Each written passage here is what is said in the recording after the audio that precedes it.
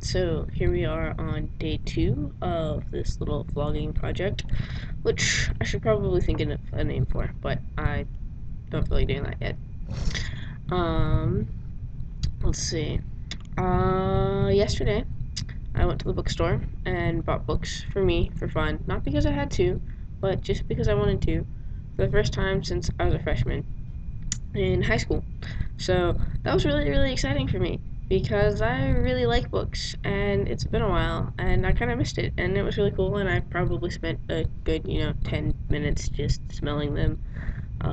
If you're not a bookworm, that'll sound really weird, but new books smell amazing. Best smell ever. So it was kind of a little interesting story with that. There were three books that I really, really wanted. Um, the first one was Will Grayson, by John Green and David Leviathan, which is, it's, to put simply, a book about these two guys, both named Will Grayson, who run into each other.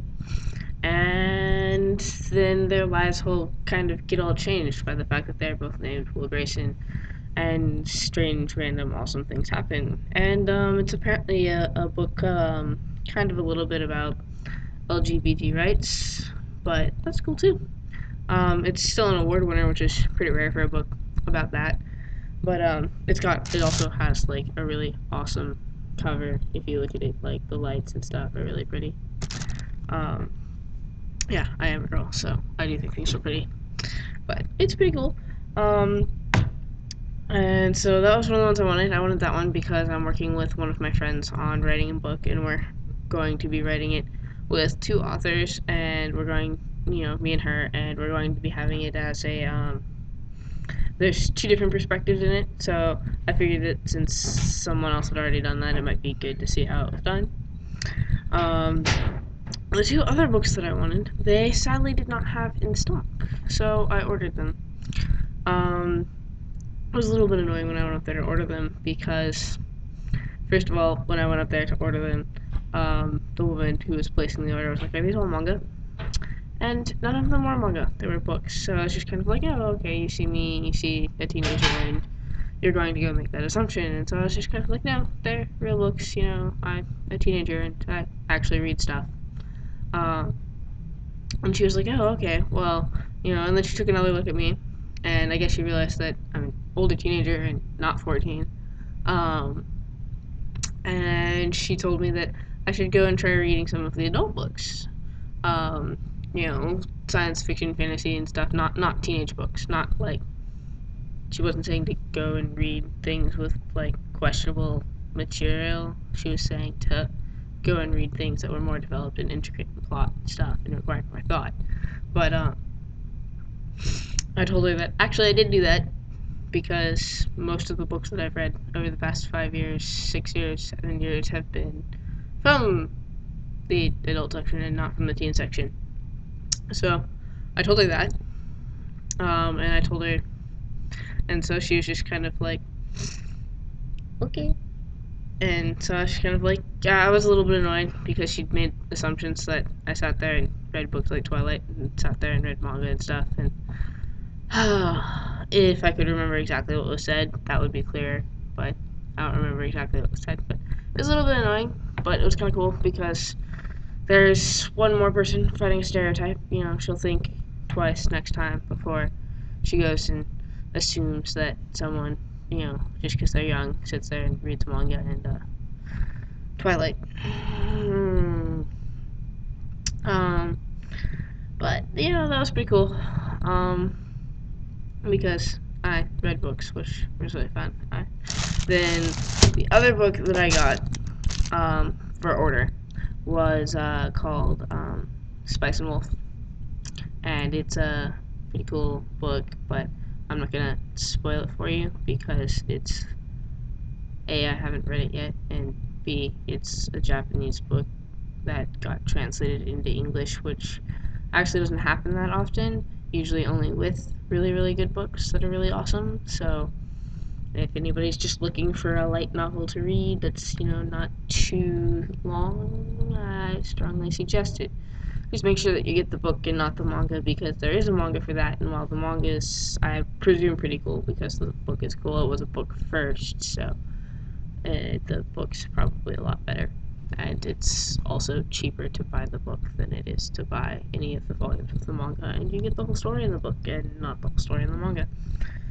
The only other book that I got, I've actually already read before, but I read it in my junior year in high school.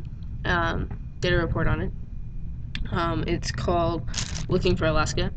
Again, by John Green. It's a pretty amazing book. When was this book written? It wasn't written that long ago. This was John Green's debut novel. And he is now one of my favorite authors. Yeah, this book was written in 2005. It's not that old.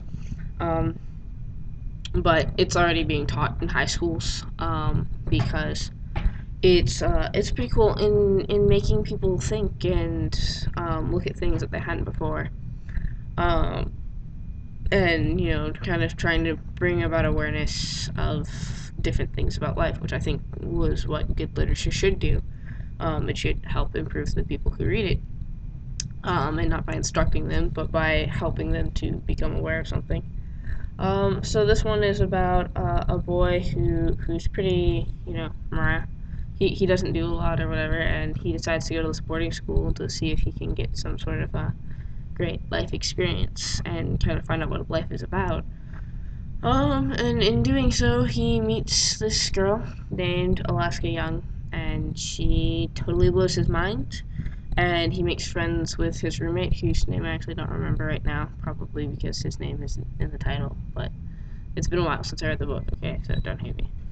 Um, but it's pretty cool. And they go, and stuff happens, and it kind of does a pretty good look at the meaning of human suffering in terms of daily life and such. I don't want to spoil it for you because it's really good, and I really think that it's one of the books everyone should read. So if you've noticed, most of the books that I got today, and most of the books that are on my list of things to buy, are young adult books.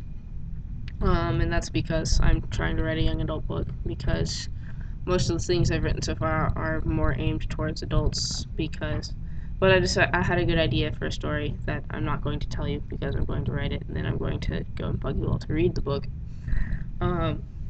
But I decided that I wanted it to be written for young adults because I want some teenagers to be able to read it and get the message that I'm trying to give to them, because I figure it'll help them more than giving the message to adults.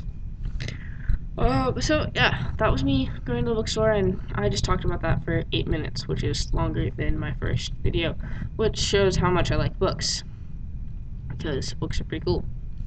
Let's see, what else is up with me today? I get to go to my British literature class, which is pretty cool. I really like my British literature class. Also get to go to my creative writing class, which is kind of slow, but it's fun because our class is basically on writing stuff. I don't know. It's fun. We're making a book for the whole class, and an anthology of the best writings in there, and so one of my pieces got selected to be put in the book, which is kind of cool. Which reminds me, I need to go and email some publishing companies and be like, hey, you said you were supposed to get back to me in 6 weeks, and it's been 6 weeks. Let's see. Wow, that's a lot of talking about books and writing. I'm really tired today. I don't know if any of you can tell that from this video, because I don't know how many of you have seen me when I'm really, really tired, but I'm really, really tired today.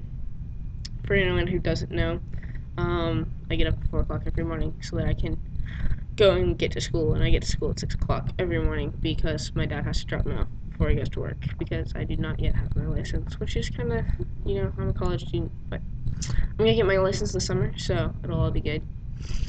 But, getting up at 4, being at school from 6 until, usually about 5 in the evening, and then not usually getting home till like 8 is kind of tiring, because I still like getting 10 hours of sleep. That really makes me happy if I can get 10 hours of sleep. Oh, look, see, tired.